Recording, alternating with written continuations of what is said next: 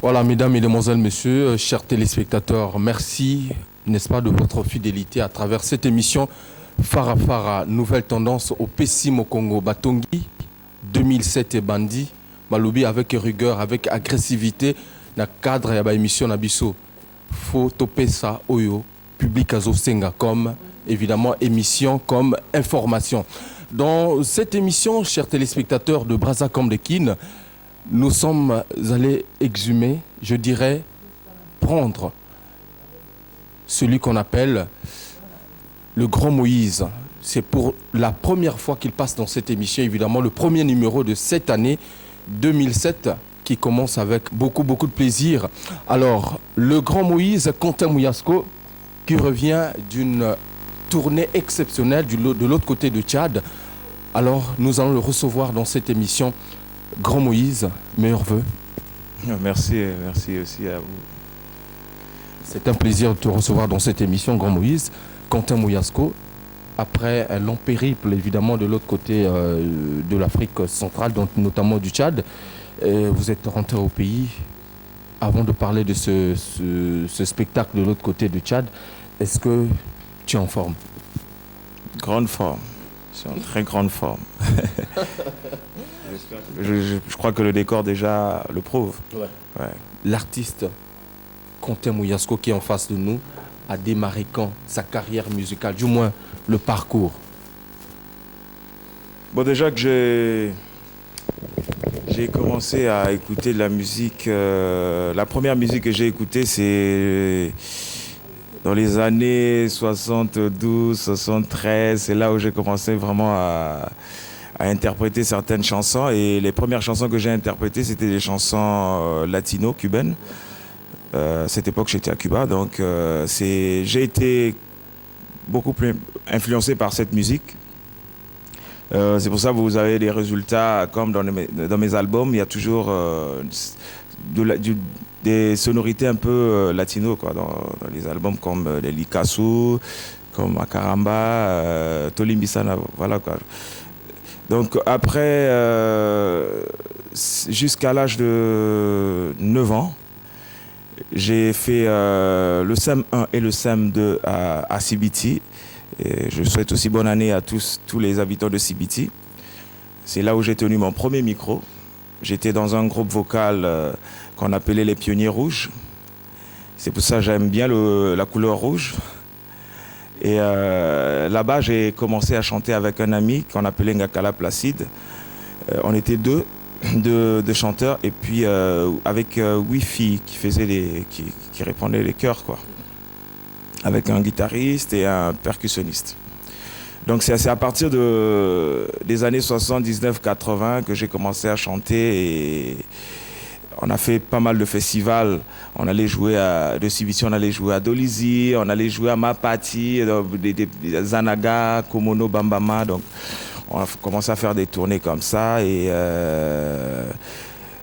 même mon oncle, là où j'habitais, était surpris de me voir chanter parce qu'il ne m'avait jamais connu chanteur. Donc c'est parti de là, quoi. C'est parti de Sibiti. Et après, il a fallu que je puisse continuer mes études. Je suis rentré au lycée technique, 1er mai. On avait un groupe là-bas avec Claude Onanga et d'autres élèves. En 93, c'est là où j'ai commencé à... J'ai été allé dans un groupe qu'on appelait Kojek Star, dans la rue Combé, dirigé par mon grand frère Mava Jean Juif. Et c'est de là-bas, j'étais allé normalement pour apprendre à jouer à la guitare. Ça s'est passé aux répétitions ou à la maison seulement? Aux répétitions dans la rue Combé. Et juste après, quand j'ai fini de chanter, il m'a retenu comme chanteur du groupe. Et j'ai commencé à chanter le même jour avec tous les chanteurs. Et parmi les chanteurs que j'avais trouvés, il y avait Christian B, il y avait Hydrogène, il y avait lui-même Mava Jean Juif, Oxygène. Bon, les instrumentistes, il y avait Ramatoulaye à la batterie, il y avait Saint-Pétro à la guitare solo, Mava aussi faisait la guitare solo, Roga aussi faisait la guitare solo. Accompagnement, il y avait Durel Wemba, il y avait Bondo Mania. Et à la guitare basse, c'était Urbain.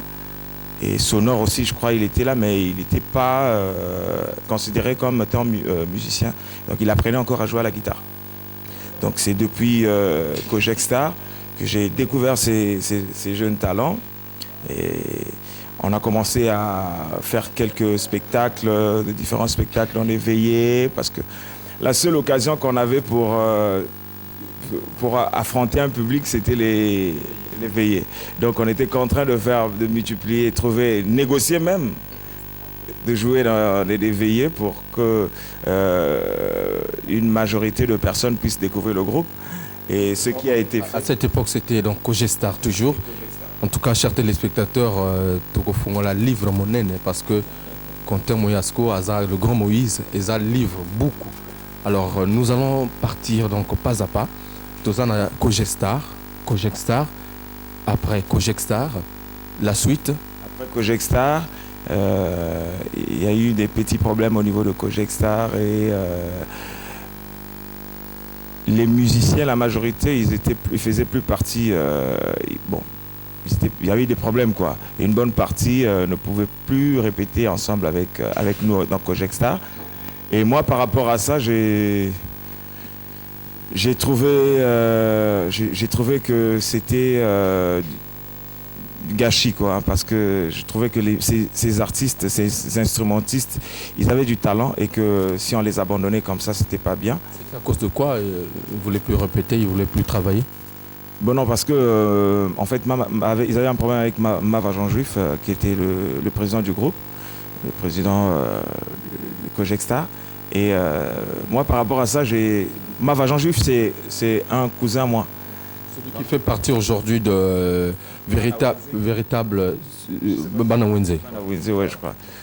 Donc moi, après, j'ai essayé de contacter, faire asseoir les petits.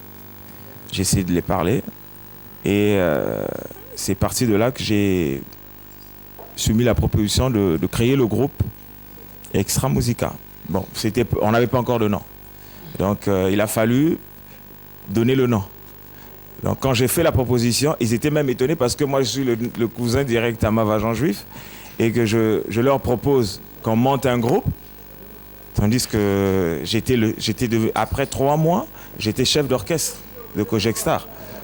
Donc c'est le chef d'orchestre qui vient me proposer de monter un groupe. Ils étaient surpris.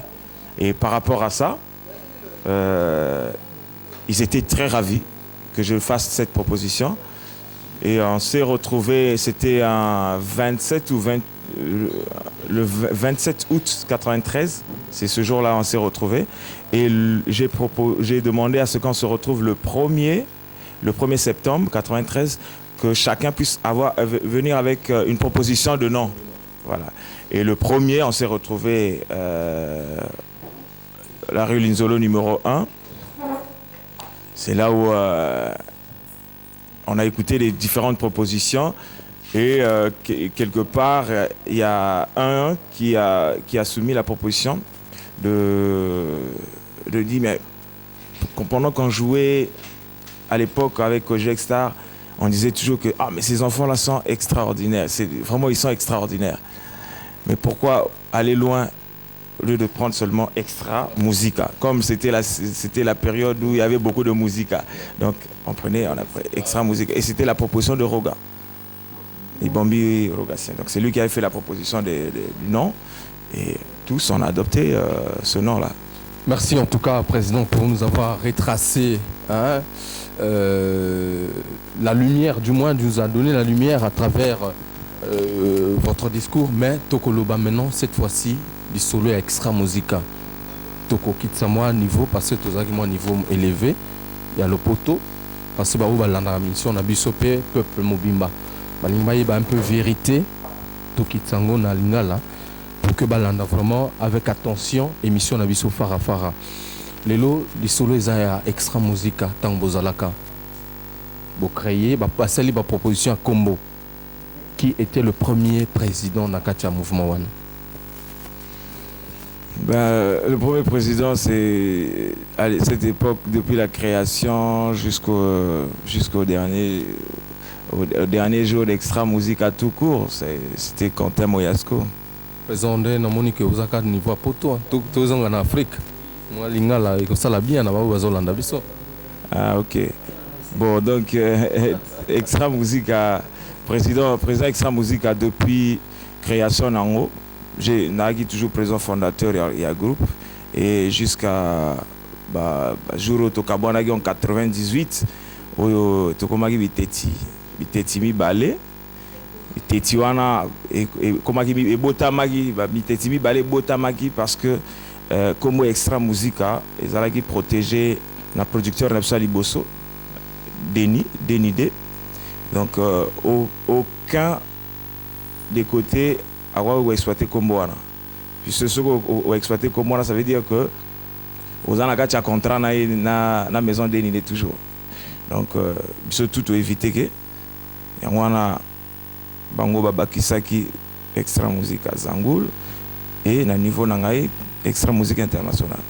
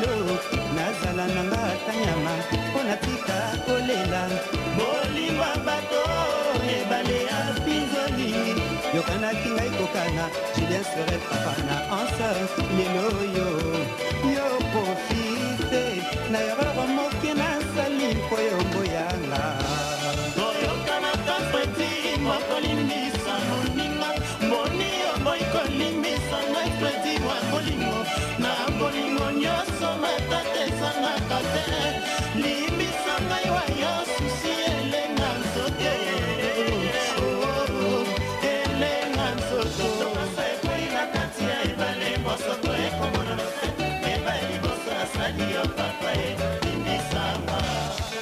Régis ne tout pas, alors Zangi va niveau universel. bazalaka kofinga pe kotongo bakoma lelo bamasta ngai moto na mesa na kobondela wa bononenga chéri je suis resté seul aïe aïe zéro.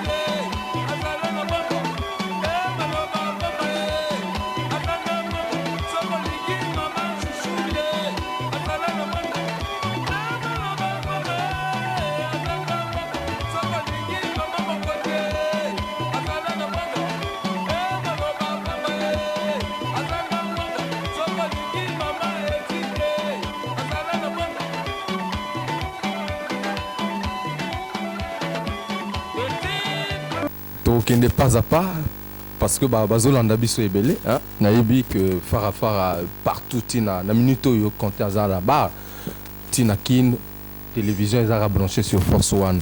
Alors président tout ça l'extra musica parcours Bossali Freddy Nelson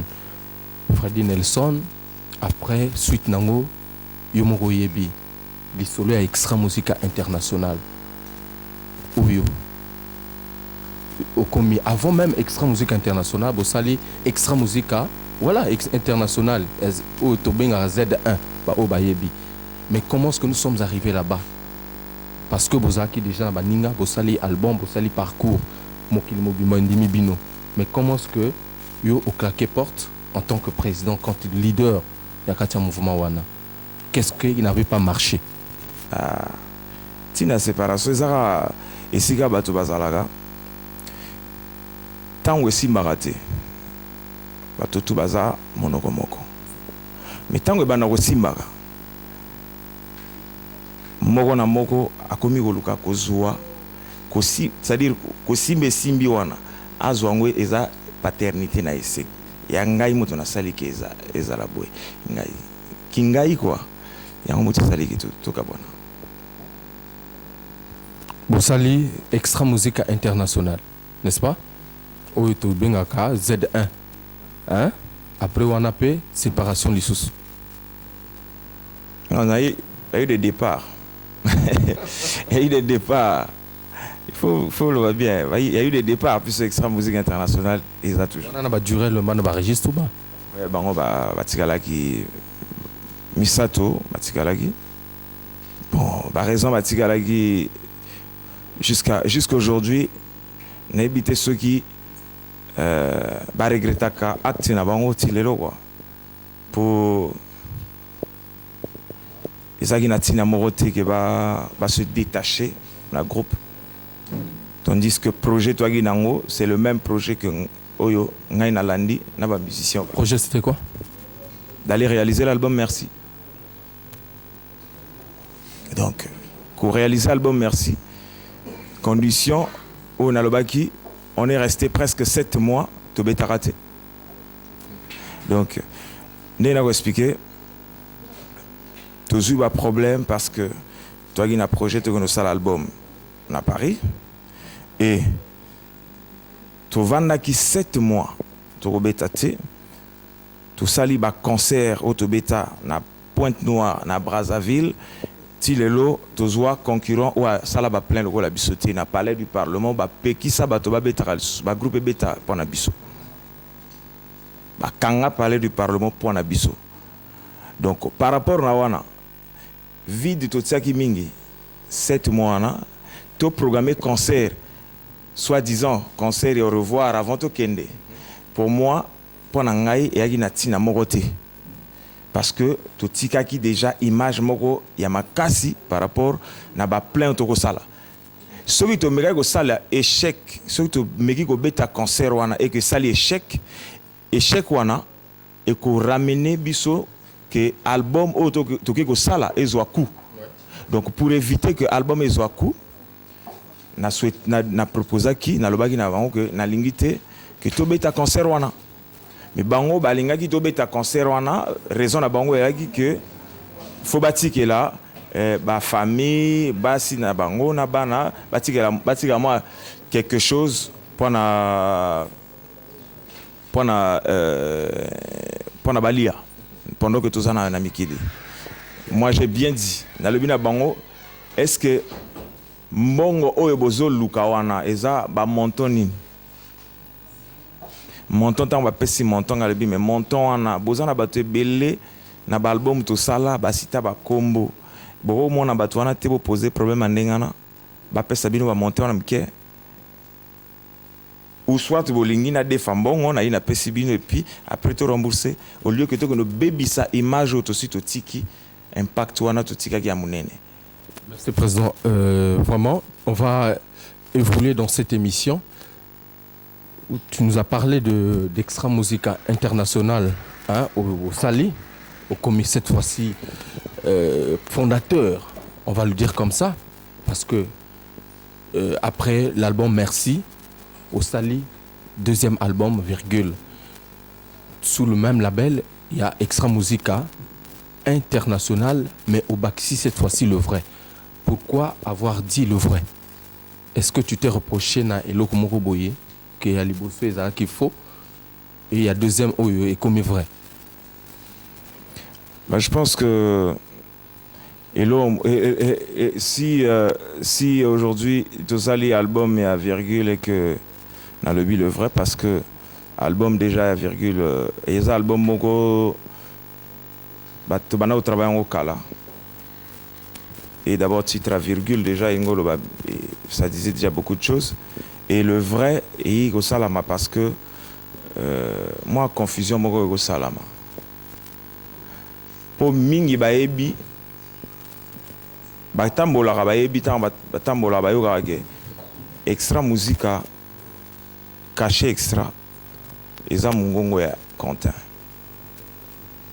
donc esika mungongo ya Quentin ezali ni wana vrai Extra Musica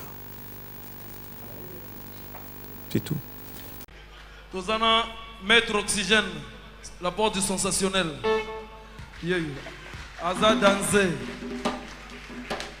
Toza sigoyo na grand prêtre na biso moko boye.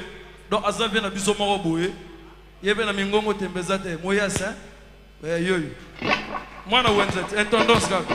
Yaya Dalia. Yaya Dalia na tek. Alors hier aza Denver, aza na Washington, aza partout. Ndengeza. Donc il y a qui l'ambongo. Alors moto alelaka ba soda binzala nzala donc hein à cadra. Asali lokumu ya bato ba boaka ba animateur. Maboko pona ye. Ouais. Maloba pamba. Azanga dollar. Sokozana franga te, zika ba mumia bien pour extra. Ah, kitoko. Tole la dit.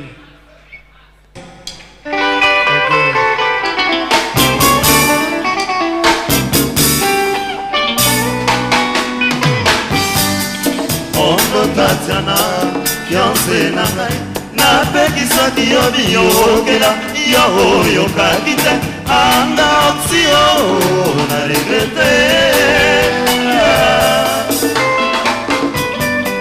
Ondo Tatiana, fiancé na ngai napekisaki yo biyokela yo yokaki te anga oxio na regrete Maloba na maño senge ina mopepe a zero Ama yelinga Ikos lembelemba oyebisana Miss Resange Extra Musique eza likolo bafete koya mae yopesi condition po tobima na yo na sombe ela yo mikoli atalo na babiju na abukare imi na mosumusu matoi peninga koyoka makambo koyoka te nyonso yokosala po dekourage nga zelele surtout ke bafete elinga koboma mabala nalingi yo olingaka ngai kasi maye obimisi ezali te likanya motema na yo ina mushaka pike mama ondo yaka nakosia yo boswa bitabina se ya makolo oyo zanga libala eyokoma lokola abango etula Mondo yaka Lakosia yo poswa vitamina se ya makolo Oyo zanga libala yo koma lokola abango Nakobala yo nabo Patricia Maladi dikere yelinga Mondo Mabo mangai gobo maliko nekoki na mokokweyo Nakotika yote nakobala yo nako Mopekisa bolingo yote bokotikala na sali Adidikere yelima Mondo Babo mangai gobo maliko nekoki na mokokweyo Nakotika yote nakobala yo nako Tokendo tomandako na Zamba wa bajalou baleki Didikere yelinga mono Elabo mangai boboma Likole kokina kokokweyo Enakotika yonte nakobala yonako Nazanga maloba minzali ekauka na lela Nalela tena melodie Didikere yelinga mono Babo mangai boboma Likole kokina kokokweyo Enakotika yonte nakobala yonako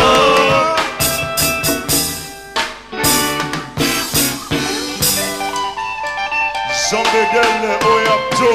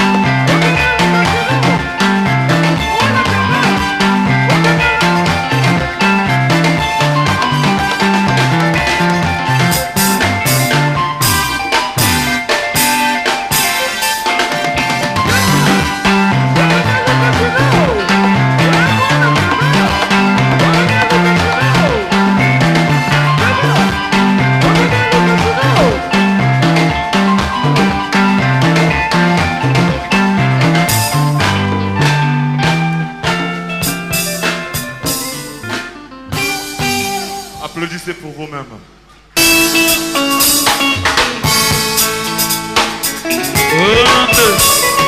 Mama lelo na kolela.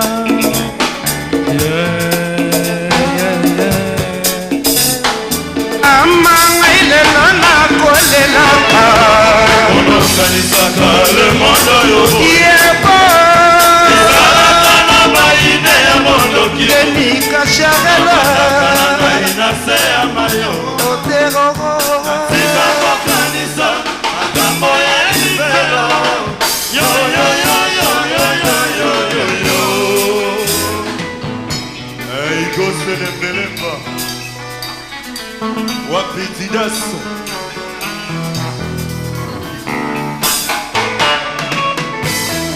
Leli. Naina leli na mai na miso ngai na pleure na molema o soki nayebaki ezalaki boye denide ata mokolo moko te nakodesire le monde Nzambe salisa beto bana o ngai na leli na mai na miso ngai na pleure na molema o soki nayebaki ezalaki boye denide ata mokolo moko te nakodesire le monde Nzambe salisa beto bana o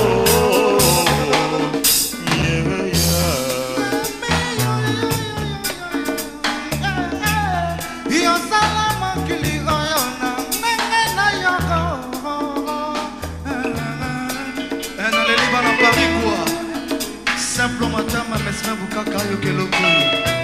Nzambe yo salama kili oyo na ndenge na yo mabe koma la joie na kacha mitema ya. Ça va saigner. Bon, en tout cas, pour nous définir l'avenir, na sans embêter. Hein? En tout cas, ça n'a pour prévenir bamagamunae. Mais nanega magamune mikendeliga ya ta frère nanga. Tout ça dans la musique.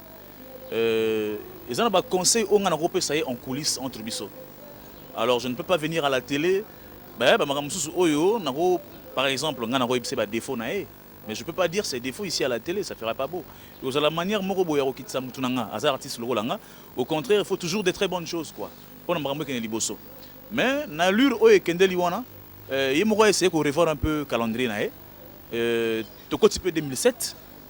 Année ainsi que donc a essayé de revoir un peu Marambo Oyo à connaître qui comme déboire na ba 2006 pas 2005 Oyo sur les cas donc a essayé comment na ba Oyo pe Simba qui na ba Oyo Simba gité a essayé que ça la synthèse Marambo sur tout wana et puis à Bongisa ba Oyo Simba gité mon cher na resenga vraiment au Bongisa ozomona donc Luka pendant donc ndenge mouvement zala qui offend ça parce que pour moi je l'ai toujours dit ça a été une fierté pour nga na mona que ba mouvement ça exister bel dans sa Brazzaville. On a concurrence c'est ça là. Bon, boule que biso extra musique to biso moko. Concurrence c'est ça nene.